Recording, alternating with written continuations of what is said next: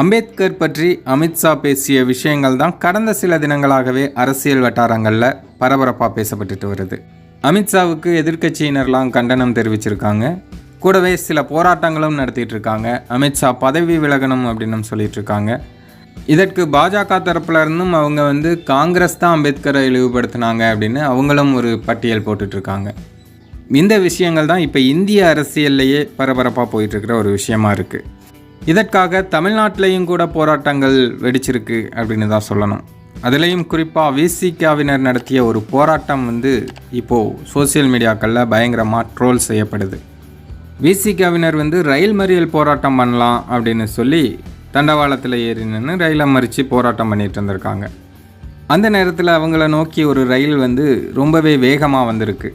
இதை பார்த்த சிறுத்தைகள்லாம் தெரிச்சு ஓடிட்டாங்க அப்படிங்கிறது தான் இப்போ ஒரு வீடியோவாக வெளியாகி வைரல் ஆகிட்டுருக்கு.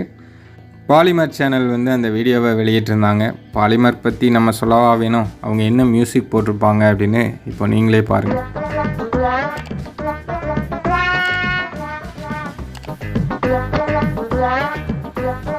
Yeah.